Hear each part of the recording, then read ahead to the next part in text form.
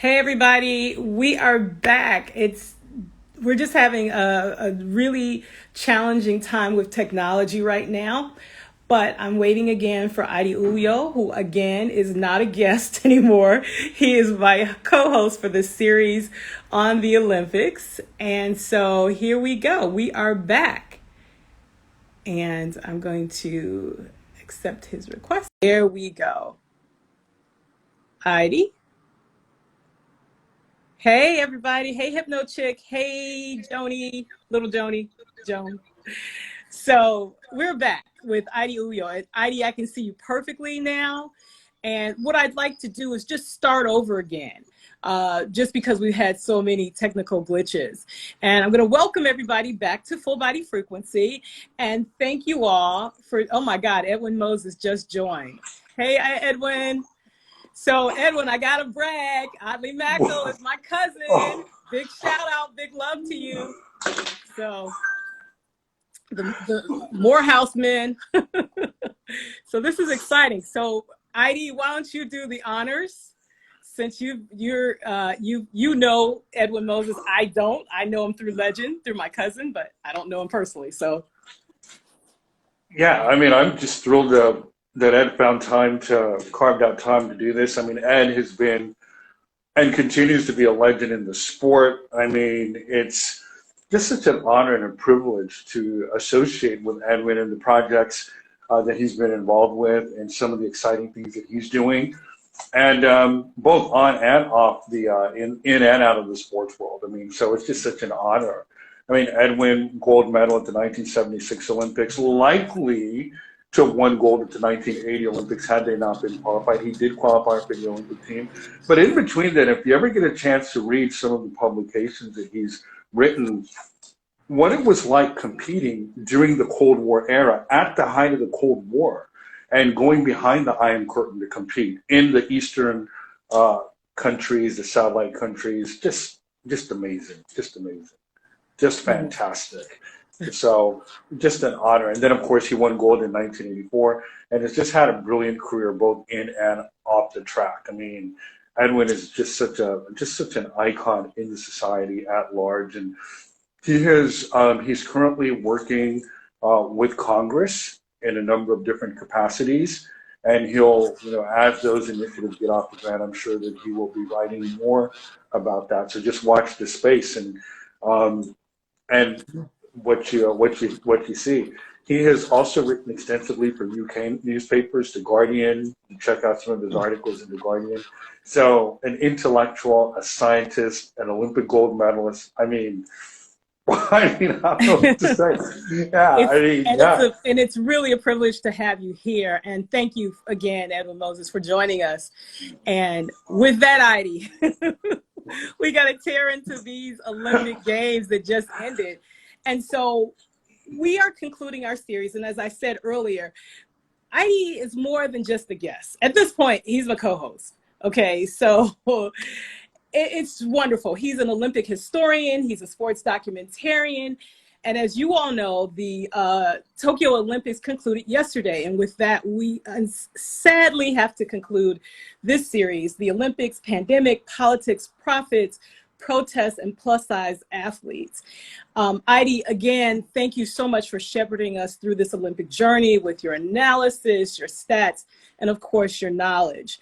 And as we know, these games were sometimes referred to as the COVID games, the pandemic, Olympics, but no matter what they've been called, they have been at the center of a lot of political and humanitarian consternation. Briefly background the Tokyo Games for us, the highs, the lows, the hits and misses of their production. At the end of the day, the Tokyo Olympics was an optional sporting event. So there was quite a bit of concern as to whether or not they should even take place. We were in the middle of a planned pandemic, or I don't even know if we're in the middle of it with this, other variant springing up. So I don't know where we are in the cycle. The games were postponed, should have been held last year, but of course they were not. First time in history that's happened, that the games were postponed. And even as recently as the week before the games, the organizer of the chairman of the Tokyo Organizing Committee said that at any point in time, these games still could be called off. So it was a 50-50 proposition going into the Olympic Games themselves. But at the end of the day, I believe, this is just my personal opinion, it came down to money, finances, TV and media rights, and they went ahead with the games. And, it would have, you had the option at that point was binary. Either you move forward with the games or these games get canceled and it's on to the Paris 2024 games. So they did hold the games ultimately. Out of 42,711 COVID tests, the 151 people tested positive. That's a percentage of 0.0035%, or 35 people for every 10,000 athletes that were tested. So that's a very low number. I'm sure that the Tokyo organizers are very pleased with that stat. And I think a lot of people are very surprised at that, because there were those people that thought this would be a super spreader event. I mean, a lot of the sponsors could not do the things that sponsors pay a lot of money to be able to do at the Olympic Games. They couldn't do it. And in fact, Toyota, which is what's known as a top sponsor, one of the elite highest level sponsorships you can have at the Olympic Games, decided that they were going to pull all advertising off of Japanese TV. So because of the lack of public support for the games within Japan, and Toyota being Japan's largest company, they did not want that backlash. So there was a lot of concern going into these Olympic Games, but it looks like they did it. They did.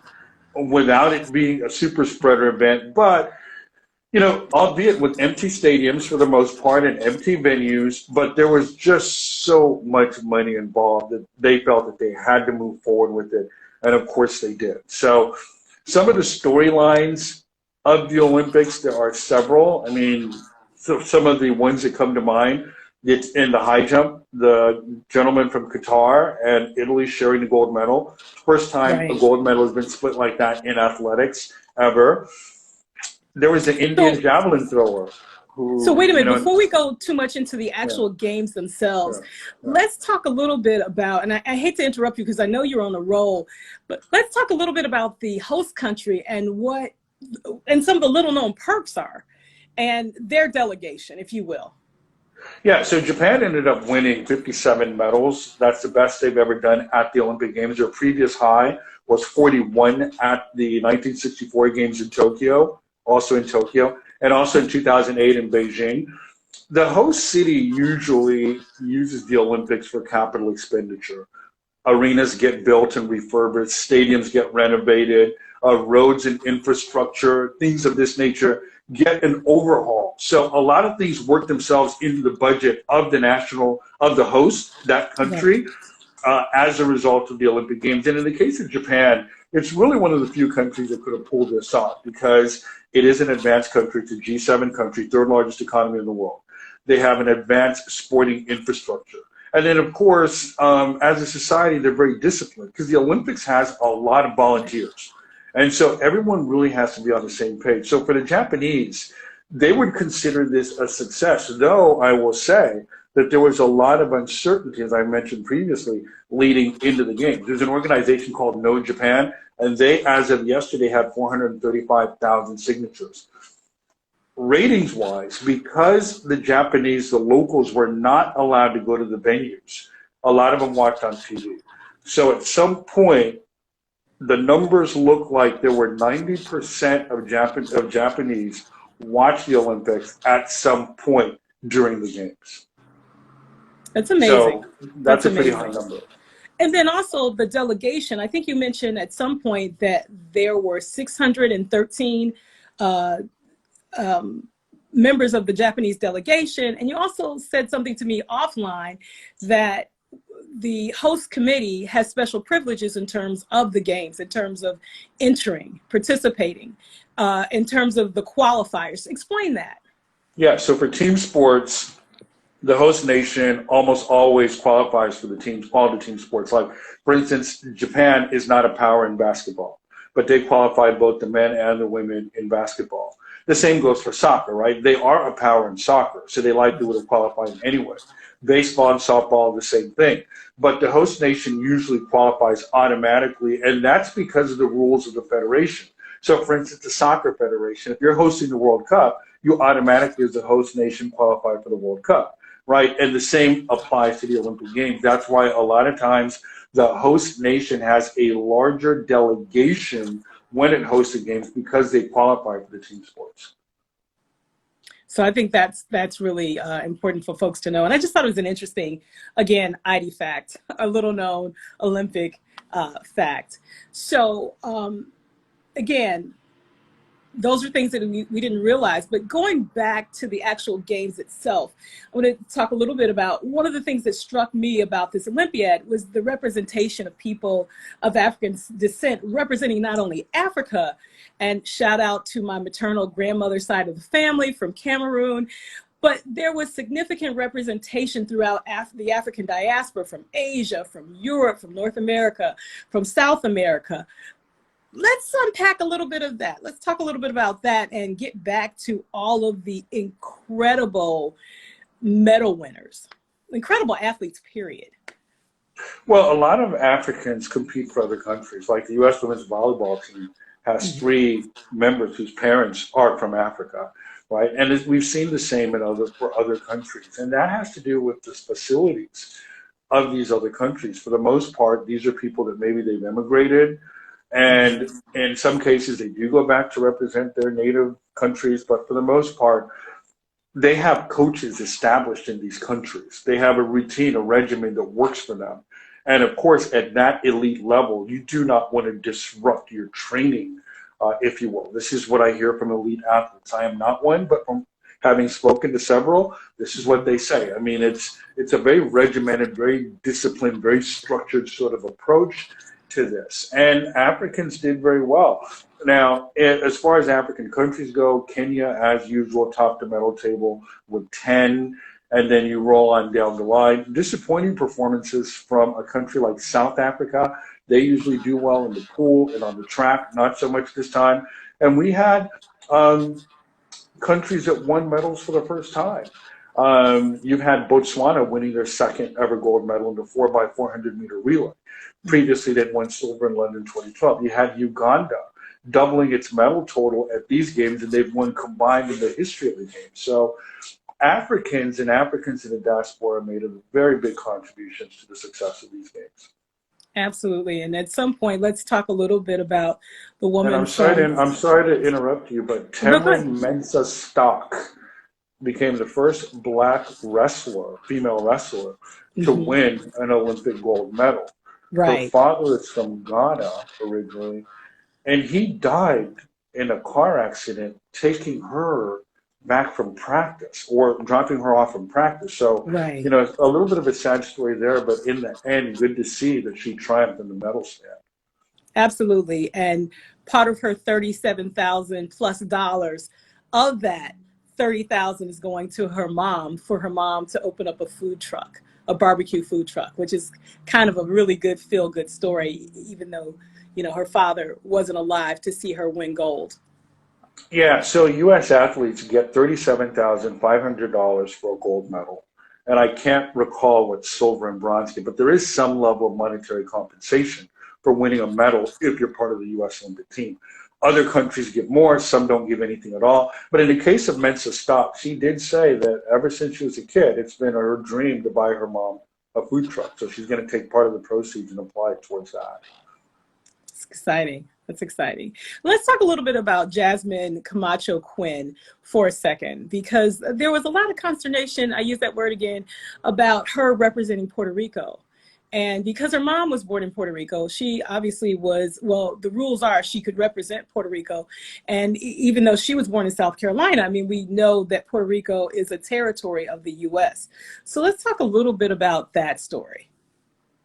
Yeah, Jasmine Camacho Quinn had some adversity at the 2016 Olympic Games. She won gold in the 100, for those that don't know, this was the 100-meter hurdles. And she won gold for Puerto Rico. And she had a choice, just like a lot of these athletes have choices as to whether or not they represent, if they have dual citizenship, or I think the rule is like a quarter citizenship of a country, you can represent that country. So she chose Puerto Rico. So Puerto Rico competes independently, even though Puerto Ricans are U.S. citizens. And there are a few other countries like that. And so she ends up winning gold this year, having not finished a race in 2016. So that was a great story. She was able to lift the Puerto Rican flag. Only the second time Puerto Rico's won an Olympic gold medal.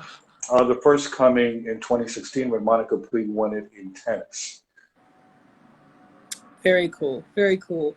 So let's talk a little bit more about the stars of the Olympics.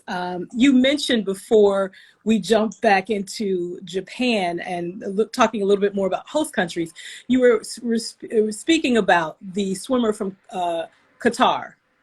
Let's talk about the swimmer was the high jump. The guy from Qatar was the high jumper. The swimmer was from Tunisia. Ah, that's right. That's right. Going back to Africa, if you will. So let's talk a little about his win. Totally unexpected.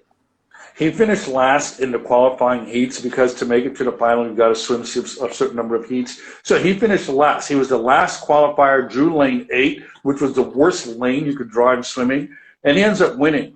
So surprising was his gold that there were no Tunisian officials in the stand, only his coach, and they did not have a uniform for him for the medal ceremony.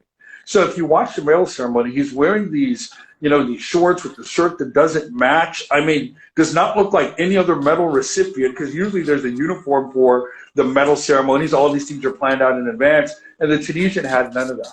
So that's how surprising his win was. But a heartwarming story coming out of North Africa. Yeah. Absolutely, absolutely. So shoot us with some more stars. Like the stars of tomorrow.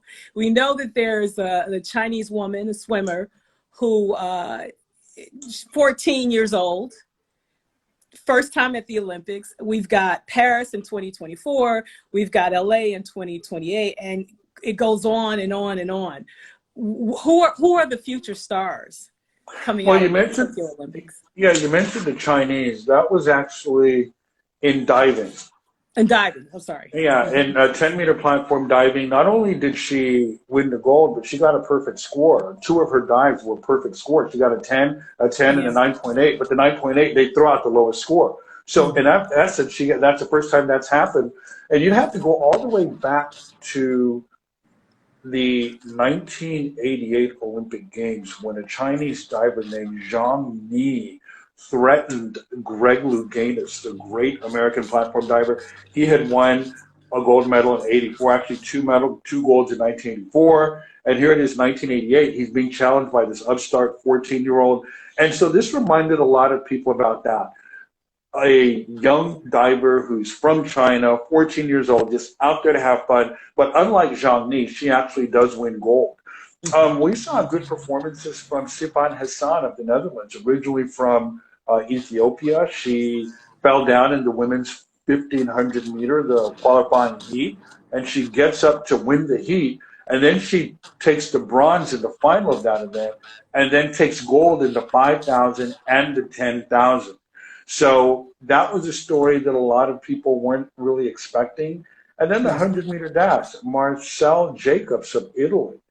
I mean, previously he had not broken 10 seconds before these Olympics, and then he runs a 9.8 to win the Olympic gold medal. So that took a lot of people by surprise. And then, of course, you cannot discount the Jamaican women sweeping the 100-meter dash, gold, silver, and bronze, and then turning around, and Elaine Thompson-Herah winning the 200, and then winning the 4x400. Equaling what Usain Bolt did at the 2016 games and the 2012 games in terms of performances. Allyson Felix, right, at her age, becoming the most decorated Olympian ever. And a lot of people kept saying that this is her last race. We don't know. Allyson Felix has not said that this is her last race, that she's done with the Olympics. I think it's because of her age, people believe that she is. But if you win an Olympic bronze medal, it means you're still competing at a very high level. So she also won gold in the 4x400 meter relay and ran the second fastest split on that relay team. So I don't necessarily know if we've heard the last of Allyson Felix. There were the USA women's basketball team. 7 straight gold medals. The last time they lost was in 1990.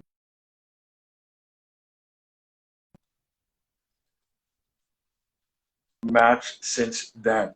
So once again, they claimed gold, and their best players were not even on the team. The best player in the WNBA is Erika Ogunbowale. She wasn't on the team, and former WNBA MVP Nneka Ogwumike was not on the team. These are people that previously played for USA Basketball. So the future looks bright, and we're talking about African Americans. They had an African American coach, Don Staley, okay, who coached them to the gold medal. She's announced that she's not coming back. And there were some other stories on that team. Sue Bird and Diana Taurasi winning their fifth respective gold medals.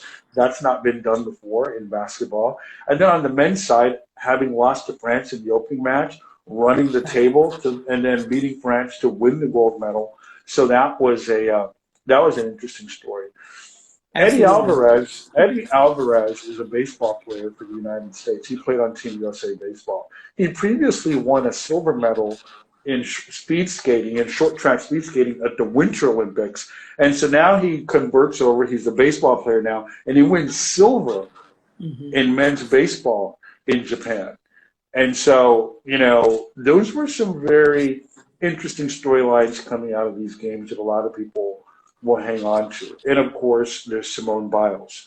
Right? Simone Biles had a very successful Olympic Games. She won a silver medal and a bronze. And by most account, being a multiple Olympic medalist, you are in fact successful. So given the injuries and some of the mental health issues that she was dealing with, a lot of people felt that she did the best she could under those circumstances. Absolutely. And the fact that she's prioritizing mental health for everyone, not just for Black women, not just for Black women athletes, I think it's really important. I think she's an incredible role model beyond the Larry Nassar scandal. And I'm sure it may be in some ways tied to mental health. The outcome, the having suffered through that, having lost her aunt while she was at the Olympics. I mean, there's a lot of things that were going on in Simone Biles' life that we don't have privilege to know about, and that's fine. But I think that this is a new way of viewing athletic competition, or the foundations that people need, or not even foundations, but really kind of the additional assistance that folks need to go through their training regimen. I mean, just to be human in this world, to walk through this world as a human being. So hats off to Simone Biles. Yeah, I mean, I think a lot of times because athletes do things a lot of us cannot do, we don't see them in human terms per se. We believe that they should maybe be above that, or they should be able to block it out. But these are very real issues, and Simone dealt with them, not to talk of the fact that her brother was on trial for murder in Texas before she left it for the Olympics, and he ended up getting acquitted. So there was a lot on her shoulders. And she was absolutely the face of these games prior to the Olympics, and she was the biggest storyline during the first week of the Olympics. So as a professional athlete with a high level of discipline, when she knew that she was unable to bring her A game, she stepped aside for someone else to fill that void, and they did so quite capably, winning silver. Right, it's amazing. The spirit of that is amazing, absolutely amazing. Now, there's another African American lady that made waves. Raven Saunders won the silver medal in the shot put. Right, and she protested on the medal stand with the protest gesture of an X. And at the Olympics, you're not allowed to protest. There's something called IOC Rule 50, which prohibits athlete expressions of protest on the medal podium. And she did. And so the International Olympic Committee announced that they were investigating it, though it's not clear what exactly they're investigating. And the United States Olympic Committee said that we actually support Raven Saunders, that she's free to protest. Our policies now grant athletes the right to protest so long as you are not disparaging other people, nor are you infringing on the rights of others. So this was a peaceful protest. Peaceful protest is absolutely legal in Japan. It's legal in the United States. And so, the United States Olympic Committee backed Raven Saunders. The International Olympic Committee, by the way, suspended the investigation when they found out that Raven Saunders' mom had passed away a couple days after she won the silver. So to me, it's not clear that they're ever going to pick up that investigation again. And I think that in this day and age, those kinds of rules really need to be revisited. See, the International Olympic Committee is a very big organization. It's like the Titanic, right? Mm-hmm. So to change the course of the Titanic takes time because it's so big. So for the IOC, it's that kind of organization. Because of the bureaucracy and the different interests involved, it's changing policies like that do take time. But I do think that with social media and with athletes recognizing the power of their respective brands, that policy in and of itself will have to be reviewed. Absolutely. And one of the things that we talked about in the previous conversation, Heidi, was the fact, and HypnoChick is pointing this out again, is that the Olympics needed Simone Biles way more than she needed the Olympics in terms of her power or presence as a media star. And we talked about the possibility in our original about a month ago conversation before the Olympics. God forbid if anything happened to Simone Biles, what would happen to NBC's ratings? What would happen to sponsorship? Even though sponsorship is already locked down, but there will be fewer eyes on NBC, folks watching, if Simone didn't participate. Talk a little bit about that. What happened when she pulled out of the team competition and three of the individual competitions? Well, what happened was the story shifted from gymnastics to mental health because of the magnitude of the athlete herself. Simone Biles, in and of itself, is a very premier brand, if I could use that word to describe Simone Biles. I mean, this is someone who does things that the judges cannot score because it's not been done before on the mat, right, in the sport of gymnastics. So she has her own signature moves, several of them, by the way. So she is that large of a star. And so when she pulled out of the competition, it went from being just a sports story to a mainstream media story. I mean, the BBC would lead its broadcast with this. So that tells you just how big a story it was globally. And it just moved from the realm of athletic competition and the Olympic Games to, well, wait a minute, you have this big star who we expected to see do all these things now pulling out for this reason. So maybe it's time to examine whether or not we put too much pressure on these athletes. Or in this particular case, people started to look at what has Simone Biles been through that forced this particular decision at this time. And it was not a physical injury because she said it wasn't anything physical. Right. Now, ratings-wise, gymnastics and swimming carry the first week of the Olympic Games in primetime coverage is carried by gymnastics and swimming. And so those are, for the network, that's the good thing is that the advertisers are already locked in because that's premium advertising space right there.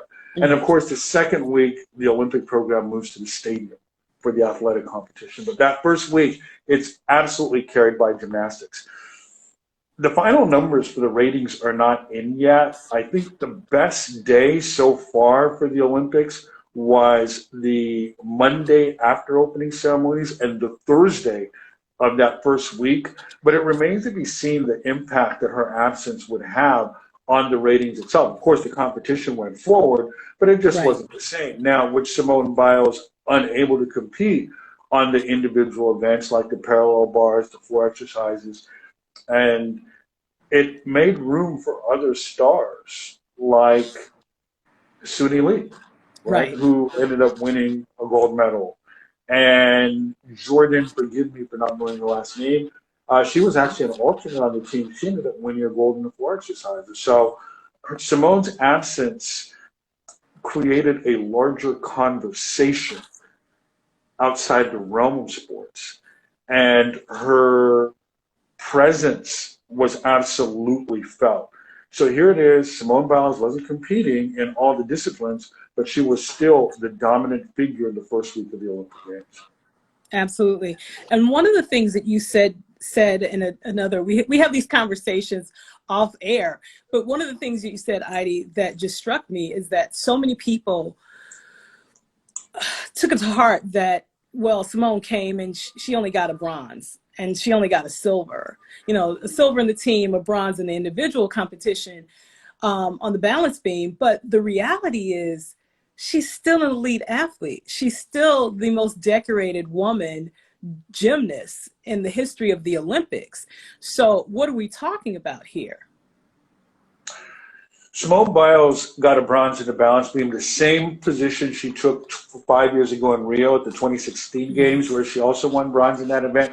Had Simone Biles not medaled, she still would have been the most decorated gymnast ever by virtue of her performances. So, yeah, I mean, Simone Biles leaves with, there are people that expected her to win gold in everything. Right. But in many ways, the conversation she started might be much more important than an Olympic medal. Absolutely. Absolutely. So not to rain on anyone's Olympic parade, but what about doping this year? I mean, we started off with, and this is kind of a separate conversation, but it's a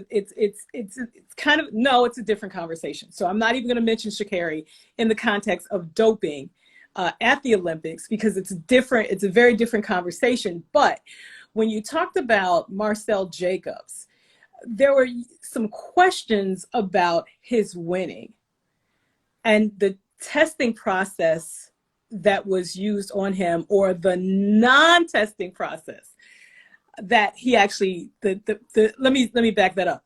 So he apparently was not tested. Explain that. Well, he was tested, but not held to the same rigorous standards as to the others. So here's what I mean by that.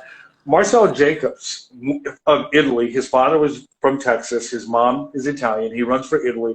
He wins the men's 100-meter dash. Right. And it's from nowhere. No one expects this. He had not run sub 10-second times. And so he just emerges and takes the gold ahead of America's Fred Curley. Mm-hmm. There's something called the Athletics Integrity Unit that demands random testing of elite athletes a certain number of years, certain numbers per time per year.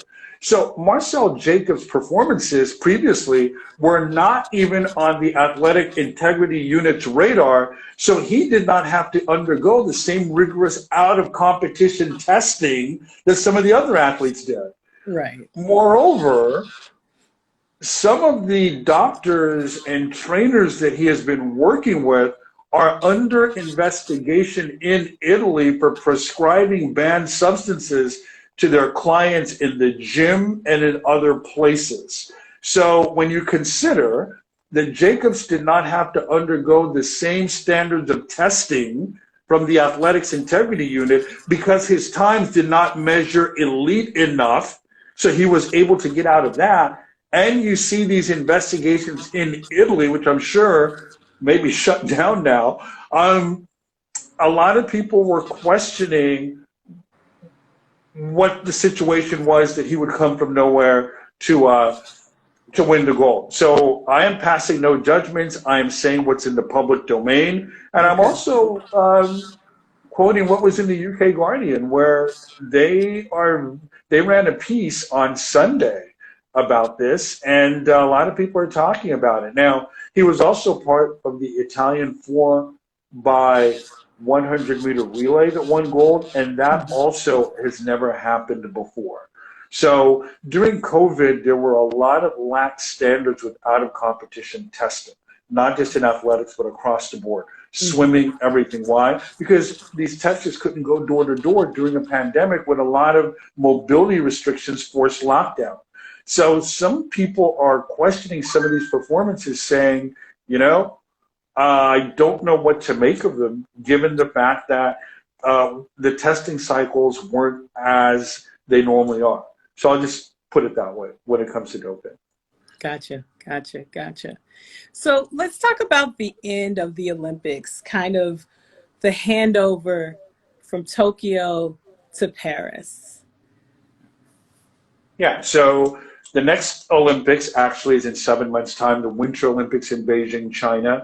Not quite sure how that's going to work because they're having it. Because northern China is not necessarily known.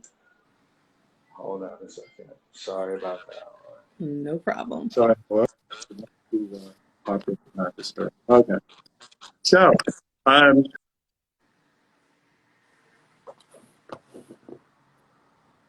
Hey, Heidi. Oh, there you are. You're back. Yeah, yeah. Northern China is not necessarily known for its snow, so that's going to be interesting to see how that works. Then the next Summer Olympics is in 2.5 years from now, or 3 years from now, in Paris. So the handover was made yesterday. So now we prepare for Paris 2024. Certain sports will not be on the Olympic program. Baseball and softball will be removed from the Olympic program because those sports were added because the Olympics allows the host country to add two sports that are meaningful or indigenous to that area where the masses play those sports. And there is no bigger sport in Japan than baseball. So baseball and softball were added to the Tokyo program. They will not be in Paris 2024. And ironically, Japan did win gold in both the men's baseball and women's softball. Right. Breakdancing will be added to the Olympic program in 2024. So yeah, for us, it's coming, 30, 40 years too late, but breakdancing will be there. And for the first time, the Vatican will send an Olympic team to Paris. So, I don't know what sports come out of the Vatican, but that is a very interesting development given the fact that the Olympics were actually, the ancient Olympics were actually ended by Emperor Theodosius II because he banned all pagan festivals when Rome conquered Greece. So, it's interesting that the Vatican is now back in the Olympics fair. So we'll see what Paris has. It is. Right now, no one knows what the pandemic is going to do. So, but Paris officials are preparing as if there would be some sort of impact, if you will, related to the pandemic. So testing, they are moving forward as if they will be in a pandemic state. So it's going to be interesting to see how France manages these Olympic Games. It will also be the centennial anniversary of Paris hosting the Olympic Games. They last hosted in 1924, which was the last Olympics presided over by the founder of the modern Olympics, Baron Pierre de Coubertin. So that was kind of like his Lifetime Achievement Award was awarding those 1924 Olympics to Paris, where, by the way, he won a gold medal in literature writing under an assumed name. So literature used to be an Olympic sport. Wow. Another little known Olympic fact from Heidi. But it's interesting that, and it's fitting that 100 years later, after the 1924 Olympics, they returned to Paris. So that's Paris will become, I think, Paris will become the first city or the second city to host the Olympics 3 times. The first time was in 1900, and the Olympics were such a shaky proposition that they could not stand on their own. The 1900 Olympics had to be attached as a part of the World's Fair that was taking place in Paris that year. And the head of the Paris World's Fair, a guy named Alfred Picard, did not allow Olympic organizers to call it the Olympic Games because he said, quote unquote, sports is for morons.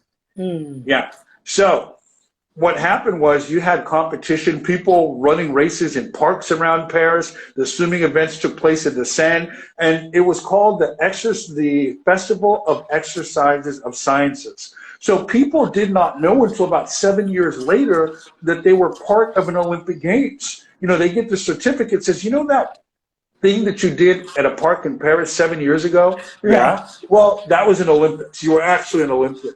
So those 1900 games could loosely be qualified as an Olympics, but Paris gets them again. Paris gets them again in 2024.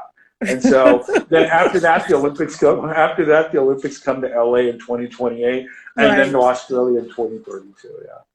Wow, we've come a long way, baby. We've come a long way from running around in the park. But one of the things that you shared with me, and I found it absolutely fascinating, were the LA first as far as the Olympics. Share a few of those with us.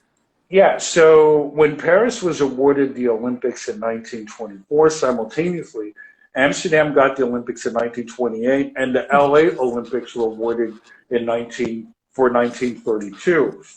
And those LA Olympics were the first Olympics after the Great Depression. So it was difficult for athletes to get to LA, especially European athletes, because so the LA officials had to get creative. So for the first time, we saw an athletes village. for the men. The women stayed at the Beverly Hills Hilton Hotel. So for the first time, and then the idea of a medal podium where you have the gold medal winner standing at the center of the top of the podium, then the silver medalist to his right and the bronze medalist to his left. That medal podium was also incorporated for the first time at the 1932 LA Olympics. And it was the first Olympics to turn a profit. It made a modest profit of $100,000, which by today's money would be about $2.4 million in profit. An interesting story, so bad were economic conditions that the Brazilians left Brazil, the Brazil Olympic team left Brazil on a boat to go to LA, right? And they would sell Brazilian coffee along the way to raise enough money to compete and to finance their stay while in LA. Of the 69 athletes, when they got to LA, only 19 had sold enough coffee to be able to afford to compete in the Olympic Games and pay the $1 disembarkment fee. The rest had to turn around and go back to Brazil. Wow. Wow. Wow. You talk about athletes and being self-sustaining. It's amazing. It's amazing. Yeah, it's amazing. And then you think about after the, I'm sorry, say that again?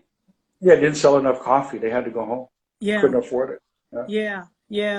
It's amazing. And I think about, it just makes me think about Jesse Owens and after the Olympic Games, how he had a difficult time finding work. I mean, he had to race against the horse at some point to raise money. Was that before or after the games? But yeah, so Jesse Owens, today is actually the 85th anniversary of Jesse Owens winning his 4th Olympic gold medal today. Wow. 85 years ago at the 1936 Olympic Games in Berlin, and it shattered Adolf Hitler's theories of racial supremacy and broke all kinds of stereotypes, etc. And in so doing, so he comes back. So he lost his amateur status because back in those days, if you made money, you were a professional and you could no longer compete in the Olympics. Jesse Owens had to work. So when he leaves Berlin, he goes to London and he competes in a meet at Crystal Palace. And he runs again, and he shatters the world record in 100 again. But he gets money for this. And so as at that point, he no longer is eligible to run in future Olympic Games. So he doesn't have a job. So he has to do something in order to make ends meet. And he said, you know what? You're saying that I shouldn't be doing these things, but you can't eat gold medals. I got to take care of my family. So he worked briefly as a speed coach for the New York Mets baseball team. And then he did these exhibitions where he would run against horses later in life. Yeah, such was the case with Jesse Owens. And it's amazing in the fact that all of his white teammates were offered all sorts of career opportunities, from 9-to-5 jobs to making appearances in movies in Hollywood. And Jesse Owens is racing against horses. Amazing. Well, at the times we lived in back then, Jesse Owens is originally from Alabama. So they do a benefit for him in his hometown, a reception, a banquet for him. Jesse Owens goes to the banquet, but because he's black, he has to go through the back door and sit separately from others, even though he's the one being honored. So such were the times that, I mean, there's a whole thing about those 1936 Olympics, Jesse Owens in particular, and the impact that those 36 games had on shaping the Olympics as we know today, and with black participation in the Olympics. That 36 athletics team absolutely carried the athletics team and elevated the number of golds that the Americans won. Prior to that, the U.S. had never won more gold medal in athletics than any other country prior to that 36 team. Ironically, Jesse Owens would win the 200 meter race at those games in Berlin in 1936. The guy that finished second was a guy named Mac Robinson, whose brother Jackie Robinson would break the color barrier in Major League Baseball 11 years later in 1947. Right. With the Brooklyn Dodgers, Right. Jackie Robinson's older brother, Mac Robinson. Mac Robinson, yeah. 4-year letterman at UCLA, yeah. Right. And to be clear, it wasn't just Jesse Owens. It wasn't just Mac Robinson. There were a total of 18 black athletes that competed in the 1936 Olympics on the track and field team, including women who broke all sorts of barriers. So we can't forget the women. Yeah. And especially, Heidi, as you and I have spoken before about Black women being under siege in terms of this Olympic Games. I mean, we talk about Caster Semenya, you talk about the women from Namibia, we talk about, there's several women who, even after participating in the Games, folks wanted them to be tested, their hormone levels to be tested to make sure that they are indeed women. Yeah, so you had Namibian athletes, one of whom ended up winning a silver medal, by the way, in the 200 meters. The rule says that if your testosterone levels as a woman are higher than, I think the number is 5 parts per 200 liters, and I have no idea what that means because I'm not a physician. Right. Then you're considered not to be a woman, and you're not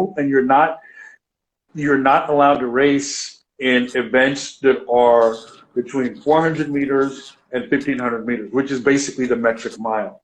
Okay, so this Namibian athlete, Christine Boma, had the world leading time in the 400 meters, but because her testosterone levels were higher than 5 parts per 200 liters, she was not allowed to run in her signature event. She did run in the 200 meters because that doesn't fall under these guidelines, and she ended up winning silver to Elaine Thompson-Herah of Jamaica in the 200 meters. So in the 800 meters, the defending champion, Caster Semenya of South Africa, had also tested higher for elevated testosterone levels, and she was not allowed to compete in the 800 race. She tried to compete in the 200, wasn't her team. She did not qualify for the South African Olympic team.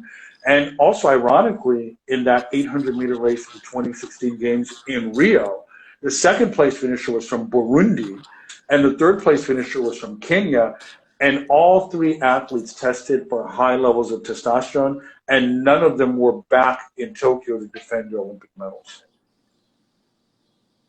Blocked, banned. What people are saying is that there needs to be consistent standards. We saw a transgender athlete in weightlifting from New Zealand. She was allowed to compete.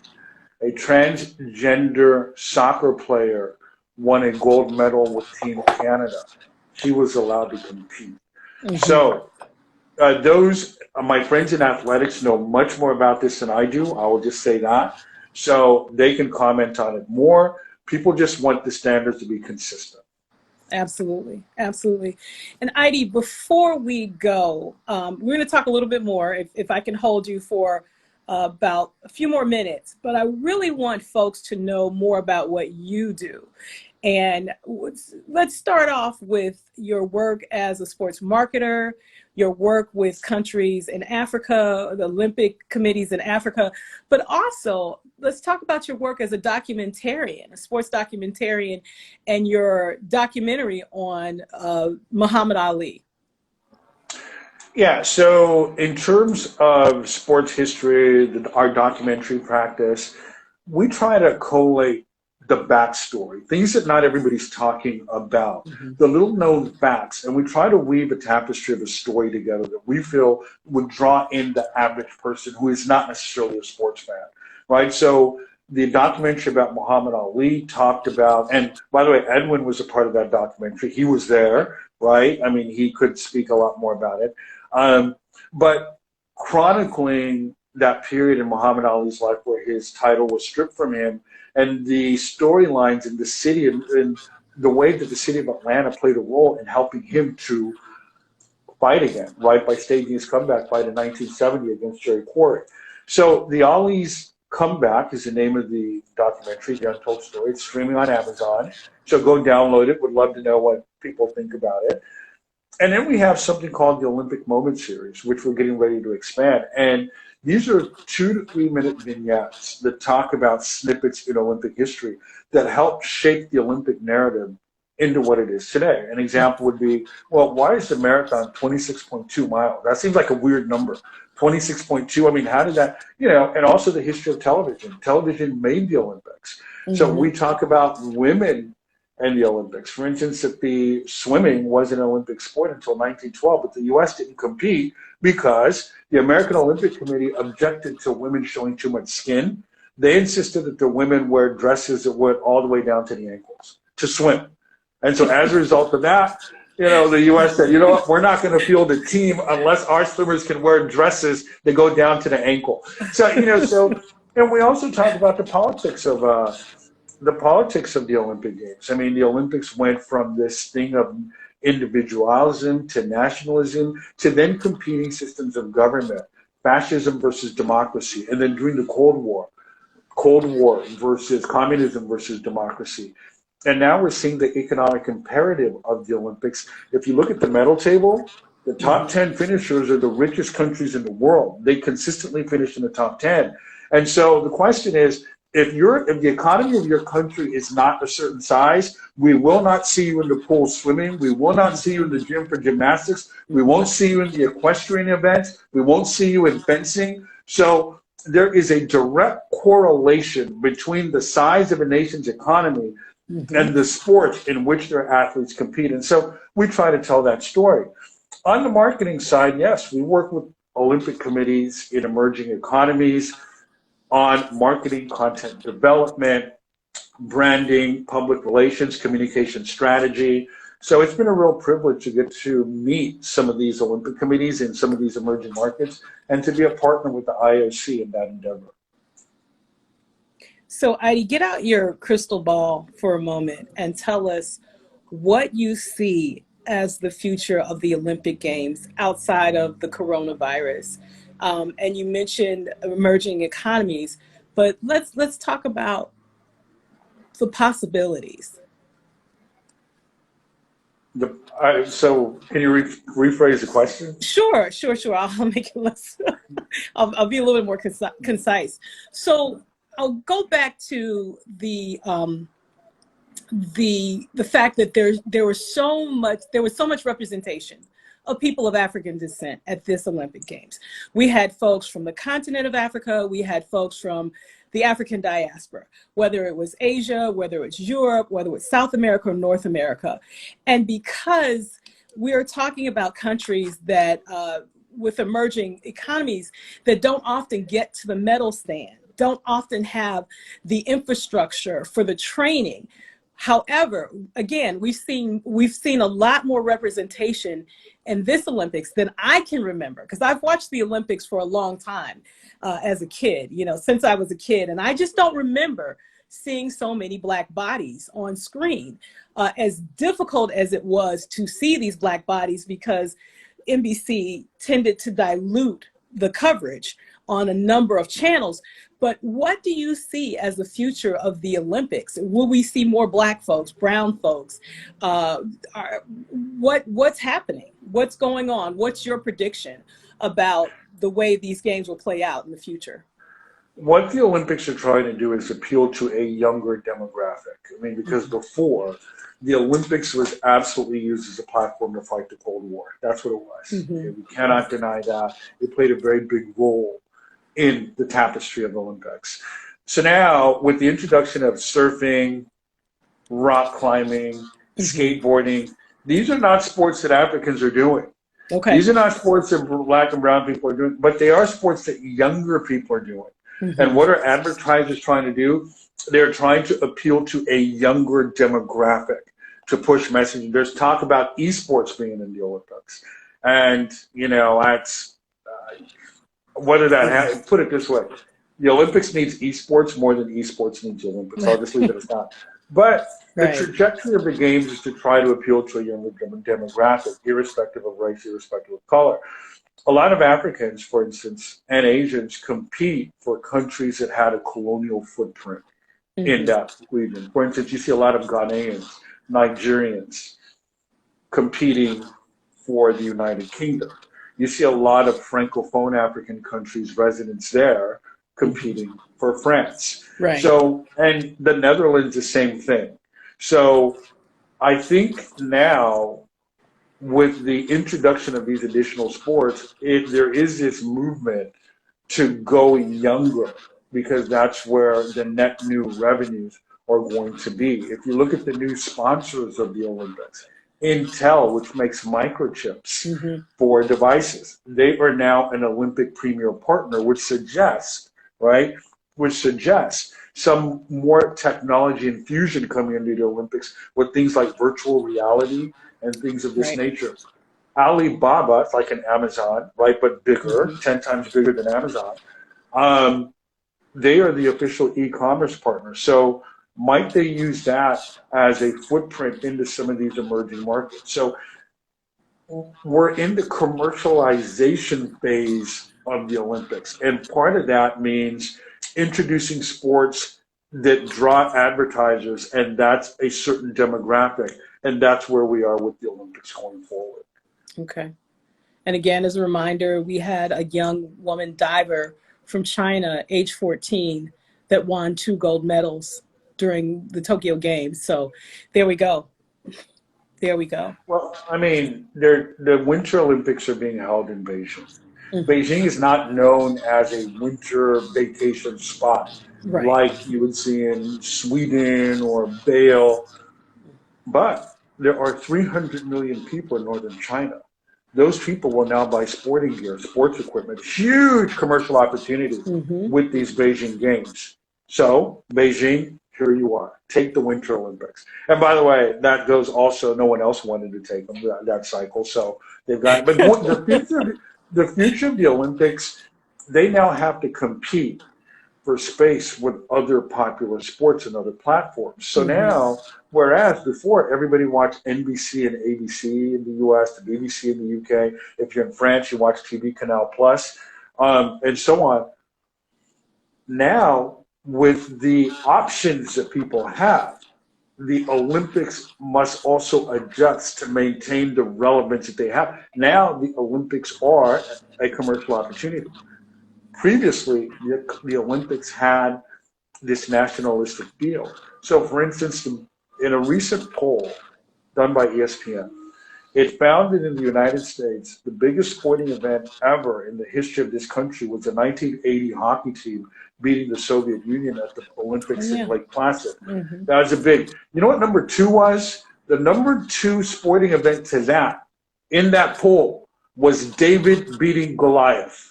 That was number 2.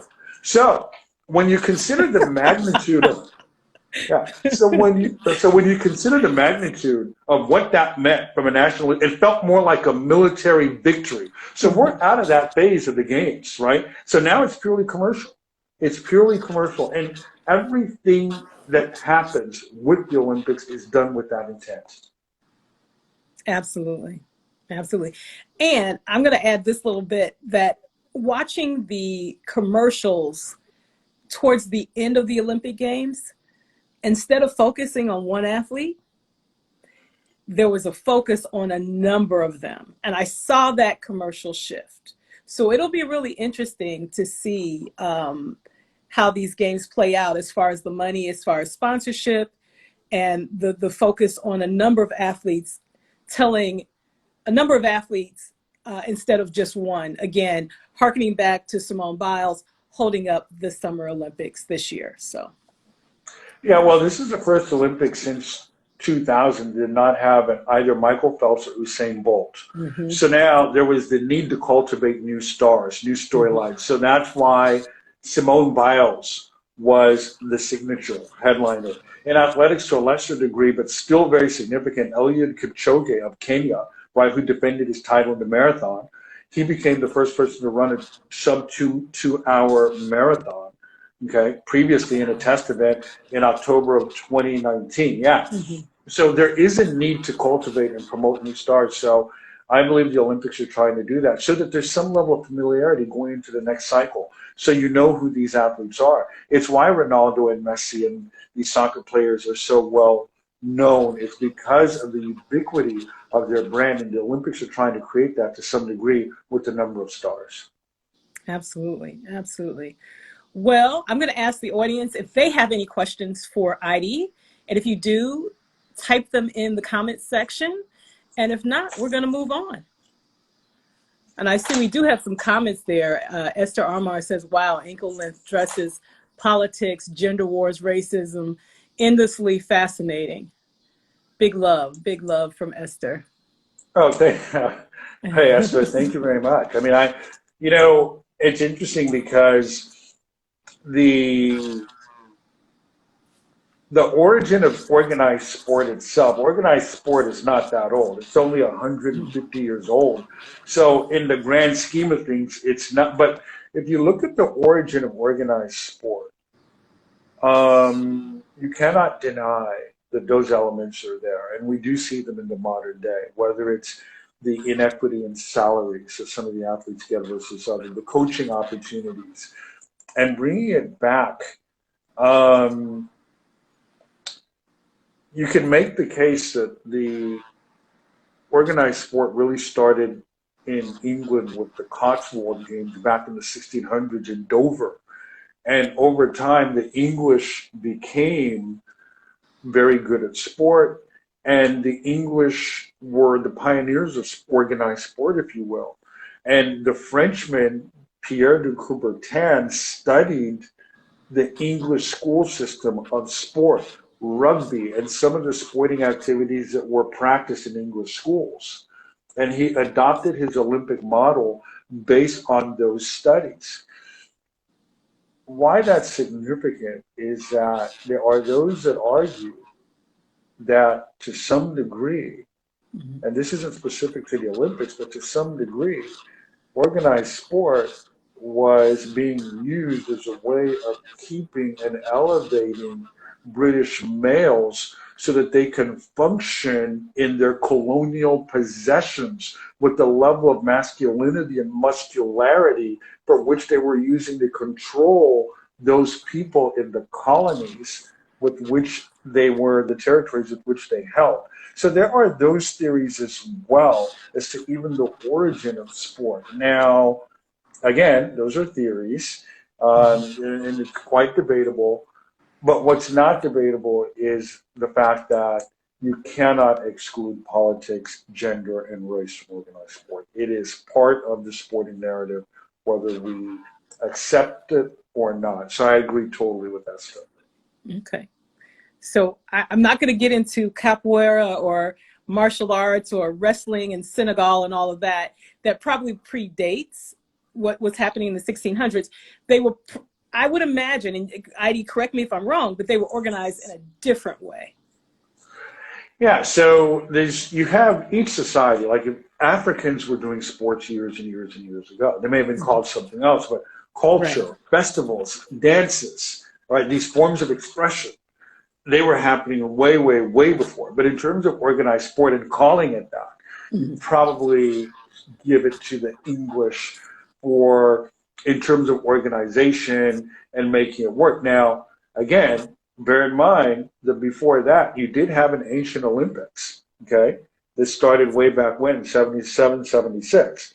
Right. So, but that was more of a festival where people would come for 2-3 weeks at a time, sell things in markets and exchange gold and spices and clothing and things like that. And they had one event called the Stadi, which is a 200-meter race around the stadium, and that was it. And then over time, they introduced wrestling and things like this. But in terms of the modern sport, probably as far as my research goes, it's really started with the English, which led to the current modern Olympic Games as we know them.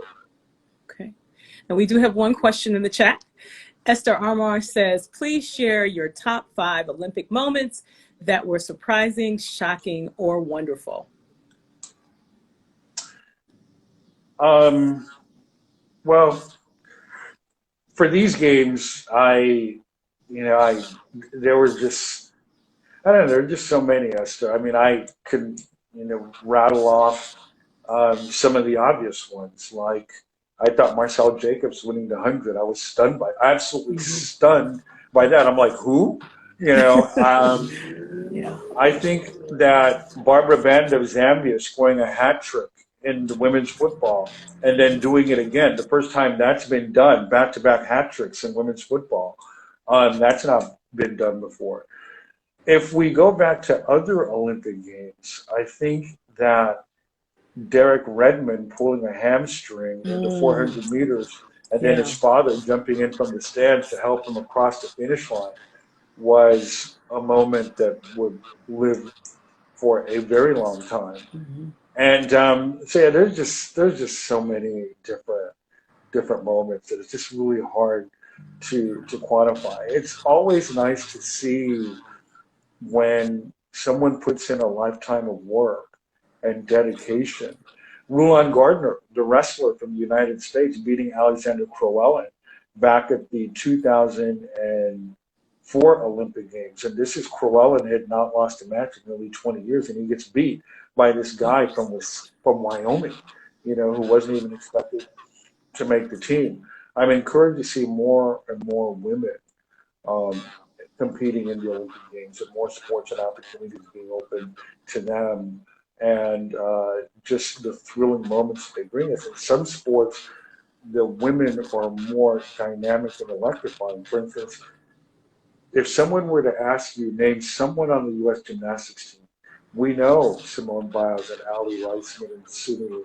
We cannot name a single male gymnast on This the is U.S. true. team. Okay. This is All true. right. So there have just been so many classic memories of the Olympics, and hopefully there'll be many more in Paris. I mean, sometimes just being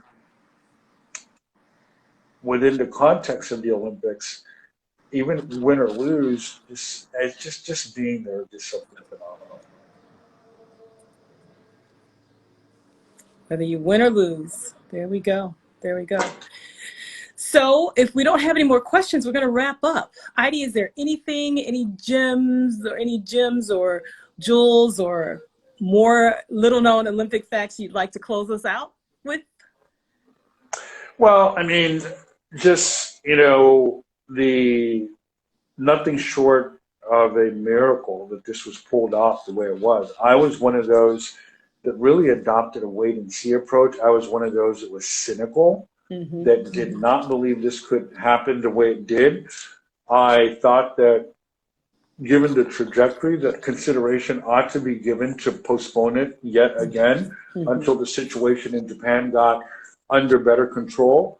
But they managed to do it, and and to do it in the way that they did was just something to behold. And you really needed a country like Japan to be able to do this, and they did. And so now it's on to Paris, and it'd be interesting to see the stars that emerge between now and then. Now, what the Olympics does is the things we were talking about before the Olympics, we're not talking about anymore. For instance, we were talking about how stadiums would be empty in Japan and this and that. All that went away. We got used to it. We were talking about Sha'Carri Richardson before the Olympics. We're not now talking about Sha'Carri Richardson. So the Olympics have a way, once they start, of taking over the narrative, hanging on to it, and then passing it on to the next games. Absolutely. Absolutely. Yeah. Well, Heidi Uyo of ID Sports, as always, thank you so much. Check out Heidi and his work on Twitter at ID Sports or idsports.com. And also follow him on Instagram. We're trying to build numbers here. And for more information about Full Body Frequency, follow, like, and subscribe on YouTube, Twitter, Facebook, Instagram, of course. And you can also catch Full Body Frequency wherever you listen to podcasts. And until next time, tune into your own Full Body Frequency, where large is luscious living. We'll see you all soon. Thanks, Laura. Thank you, Heidi.